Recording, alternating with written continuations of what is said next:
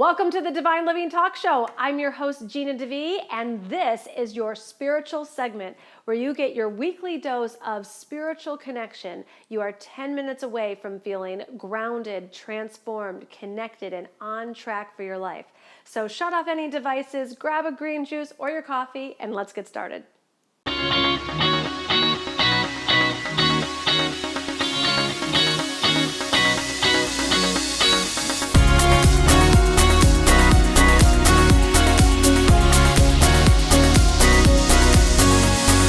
Welcome to the Divine Living Talk Show. I'm your host, Gina DeVee, and today we're talking about releasing you from that sticking point of needing people to show up in a certain way for you to be happy. Now, don't we all know that level of bondage that when someone doesn't think as highly of us as we think that they should, or someone doesn't sign up to be our clients, we can let it absolutely ruin our day, ruin our self-esteem, ruin how we feel about ourselves, and this is entirely unnecessary. Now, I'm not going to share with you a Buddhist teaching of non-attachment because I am very attached to certain outcomes, and I'm going to show you the difference. This is what completely freed me in this area.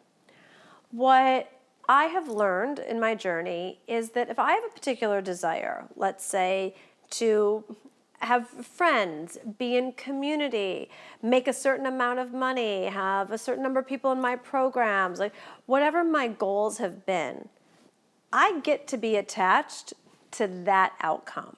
I get to see that outcome through to manifestation. What I have learned is that I don't get to be attached to the who.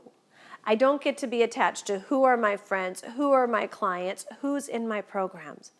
Now, this can feel so personal unless you have a really healthy sense of self-esteem and a very healthy relationship with spirit. Because of course we're human beings and we can get our feelings hurt or we can get our egos triggered when people aren't showing us the level of respect or admiration or camaraderie that we're looking for them to give us. And it's just I don't want to say it's the wrong way to approach things, but it's certainly not going to make you happy. And it's also certainly not your business. Because when you get really connected with Source, you can get this prayer, and this is the prayer that I pray. Dear God, please bring the people into my life that I am meant to be around in this season in my life. And if a particular friend comes or goes, or a particular acquaintance gets closer or further away, I know that my God is not going to leave me in the lurch. And I know that the universe isn't about deprivation in any way. What I don't always know is what someone else's soul's journey is, or if that person's not in my life, who am I meant to open up and meet or work with or have on my team? And for too long, I've taken all of this shit way too personally, from friends to team members to clients, even to family members. You know, we have all these rules about the way certain family members are supposed to love you unconditionally or be there. I don't know that my God ever said that. I know that my God loves me unconditionally. I know that I have a responsibility to love myself unconditionally. I'll let you know, I am way too human to love anyone else unconditionally. I do not have that one mastered yet. But what I do have mastered is it's not my business how other people show up in my life. And it really took a few of my first favorite clients to not re-enroll with me, to give me this gift and this lesson. I was like, oh my gosh, I love working with them. I see, this wasn't about like an upsell and making more money. It was like, I genuinely wanted to work with them and see their businesses and their personal lives grow even further. But for those particular women, it was time for them to complete with me being their mentor in that way, and time for them to go off on their journey. And so I've learned to not take it personally and not say that that's going to determine my financial outcome or anything like that, but to really open myself up for, okay, God, what new one-on-one clients am I meant to work with? Or what new people are meant to be in my groups? That's what you get to ask, and that is what you get to be attached to. And then when you follow this formula and you follow this philosophy, everything gets really simple. Even when you have a BFF kind of breakup, usually there's a lot of unfortunate circumstances that have come into place. Usually more than one person was behaving kind of badly. Usually there's lessons to be learned, lessons that you can grow from. And if there is a parting of the ways, you surrender that to the universe. If that person's meant to be in your life, that person will come back, and you pray and you ask for that. Otherwise, you surrender and release, because there's a new BFF on her or his way to you. So allow for that organic process to really settle in and for you to not need to control that outcome. Same with team members. I used to just be gutted when someone would turn in their resignation. And it's just the way of life. Sometimes it's time for people to move on, and sometimes it's time for me to be the one to say, you know what, our time here needs to complete. It's time for you to move on. And these don't need to be personal attacks, and they don't need to be overly dramatic. I've certainly done all of that in the past, but what I've come to find out is there's just this really beautiful ebb and flow of change and new season and time for fresh in your life in all these different departments. So back to, I really do invite you not to personalize. Know that it's a really big world out there. There's 7 billion people on the planet.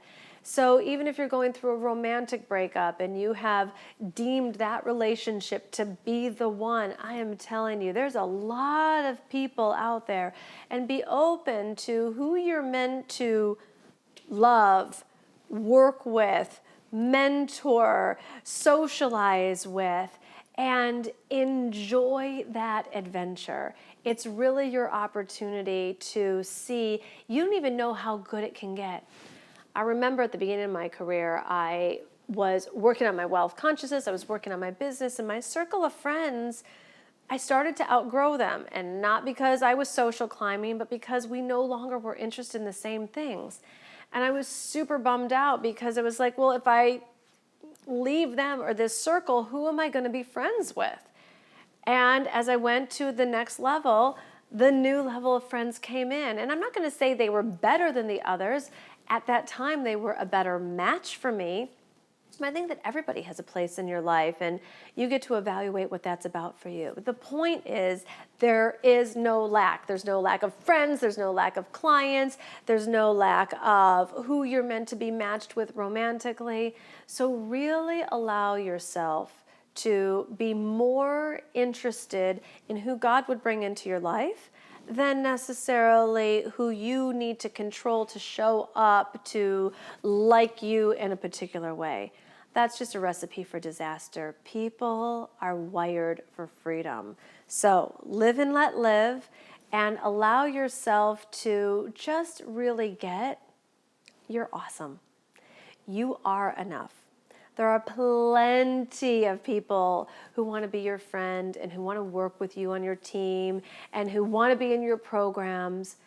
Be the person who attracts them, and just allow people to come and go with lots of love and lots of grace and lots of openness, because that's just the way the world works these days. So I'm going to give you an assignment, and I want you to make a list of, I think probably there's enough carnage in the path that a list of 10 people. Who are 10 people that somewhere in your history that you took some sort of offense to one way or another, whether they left or you kind of kicked them out? Who are 10 people that you just kind of went, and energetically it would be really valuable for you to clean up that energy? I want you to go and list out 10. 10 people that you took personal offense to one way or another, and you didn't really have this like, whoever's meant to be in my life will be here, freedom mentality. I want you to list those 10 out, and go ahead and you can just do it right now, because you don't need to create a saga over this. List out your 10. It's 10 people that you energetically either owe an amends to, that you want to write a letter to apologize. I'm not even saying you need to send it. You need to forgive yourself for, release, let go, let them go in love. And do this clearing. You may actually want to then go and contact that person and apologize or send a letter or an email. That will be up to you. But what I know is that all of this really takes place on an energetic level. And for you to go to the next level in your life in any area that you are looking to call in super high, awesome, interesting, smart, high vibrational people, then you need to have this clearing. And you need to complete energetically whatever your lessons were, however you would have done it differently, in whatever ways you want to take responsibility. You just, as they say in AA, you just clean up your side of the road. That's your only job. And then you let them go in love.